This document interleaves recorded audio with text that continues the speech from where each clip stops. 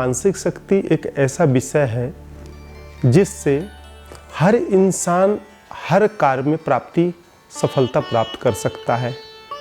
जहाँ तक मानसिक स्थिति की बात है तो आप और हम सब लोग का मानव जीवन पूरा निर्भर हमारे मानसिक स्थिति पर है। यदि कोई कार्य नहीं कर पाता ठीक, तो हम लोग अक्सर कहते हैं कि इसका मानसिक स्थिति ठीक नहीं है, इसे इलाज की आवश्यकता है। यदि कोई सफलता प्राप्त करता है तो कहते हैं नहीं, इसकी मानसिक स्थिति बहुत अच्छी है, इसकी चेतना बहुत अच्छी है, यह कोई भी कार्य एकाग्रता के साथ करता है।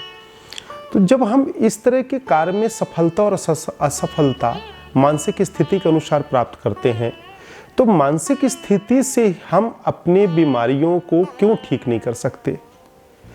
यह जीवन में हर मानव प्राणी के कुछ न कुछ रोग, बाधा, परेशानियां लगी रहती हैं और यह सब किस पर निर्भर है? हमारे मानसिक स्थिति पर। यदि हम मानसिक स्थिति को नियंत्रण रखें, मानसिक स्थिति के तरंग को, ऊर्जा को यदि समझें, तो निश्चित हम मानसिक स्थिति से बीमारियों को ठीक कर सकते हैं।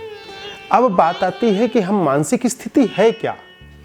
हम किसे मानसिक स्थिति सबसे संबोधित करते हैं? तो देखिए, मस्तिष्क पे विराजमान एक ऐसी ऊर्जा, एक ऐसी तरंग, एक ऐसी शक्ति, जिस शक्तियों के माध्यम से हमारा यह शरीर पूरा क्रिया प्रतिक्रिया की ओर चलता है। जब हम कोई भी कार्य करते हैं तो उससे पहले हम अपने मानसिक स्थिति को बनाते हैं, हम अपने मानसिक रूप में उसे बैलेंस करते हैं, फिर हम उस कार्य को करते हैं।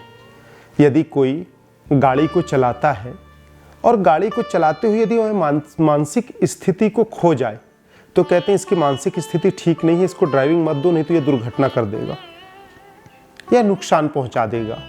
तो हमारे जीवन में, पूरे जीवन के इस होल लाइफ का कंट्रोलर ही हमारा मानसिक स्थिति पर निर्भर है।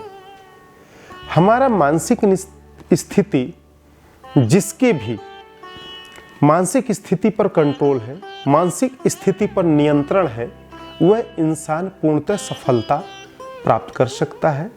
अब बात आती है बीमारी की, कि हम बीमारी को इससे कैसे ठीक करें। तो देखिए, बीमारी भी हमारे शरीर के अंदर से उपजती है, रोग भी तो अंदर से पैदा होता है। जब रोग हमारे अंदर से पैदा होता है तो उसका उपचार भी अंदर ही है। जब उसका उपचार अंदर है तो क्यों ना हम अपने मानसिक स्थिति से उसको ठीक करें। अब बात आती है कि हम उसे ठीक कैसे करें। तो पहले हमें इसमें जाना पड़ेगा कि वह बीमारी पैदा कैसे हुई, बीमारी आई कहां से। तो उस बीमारी को लाने में भी हम ही जिम्मेदार हैं। हमारी ही गलतियों के कारण वह बीमारी हमारे अंतर्काय से उत्पन्न होती है। कहते हैं जैसा खाएंगे अन्न वैसा रहेगा मन, हम जैसा विचार रखेंगे वैसा होता है। इसमें कुछ वैज्ञानिकों ने भी इसमें शोध किया है। एक उदाहरण पे इसे ऐसा भी समझा जा सकता है कि 2 कैदी जेल में अंदर थे। दोनों कैदियों को फांसी की सजा होनी थी। जज ने उनसे पूछा कि आप लोग किस तरह से मरना चाहते हो। लोगों ने अपना अपना विचार दिया। जज ने फैसला सुनाया कि आप लोगों को सर्प के डसने से आप लोगों की मृत्यु होगी, स्नेक बाइट से आप लोगों को मृत्यु दी जाएगी। यह जज का फैसला हुआ। फैसला होने के बाद उन्हें कारावास में छोड़ दिया गया। वह दोनों कैदी सारा दिन सारा रात सोचते रहे कि कल सर्प से डसवाएंगे, हमको डसेगा सर्प और हमारी मृत्यु हो जाएगी। जब दूसरा दिन हुआ, उनको लाया गया। लाने के पश्चात उनके सामने काला खूंखार नाग सामने उनको दिखाया गया। जब देखे तो उनके मन बुद्धि चित्त ने देखा कि यह नाग अब हमें डसेगा और हमारी मृत्यु हो जाएगी।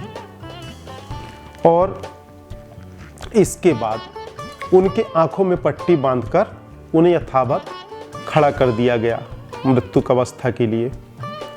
और जो शोधकर्ता थे सभी लोग थे वहाँ पे।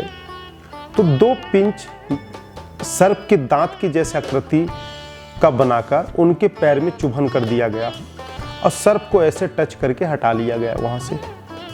अब उन्हें तो ये लगा कि हमें स्नेक बाइट कराया गया है, सर्प ने हमें डस दिया है, और इस सोच के कारण उनकी मृत्यु हो गई। कमाल की बात है कि उनकी मृत्यु भी हो गई। मृत्यु होने के बाद जब उनका पोस्टमार्टम हुआ, उन पर रिसर्च किया गया, तो उनके अंदर सर्प के जहर पाए गए। कितने आश्चर्य की बात है। अब आप ये सोचें कि वह सर्प का जहर उनके शरीर के अंदर कहां से पैदा हुआ, कहां से आया और उनकी मृत्यु कैसे हो गई।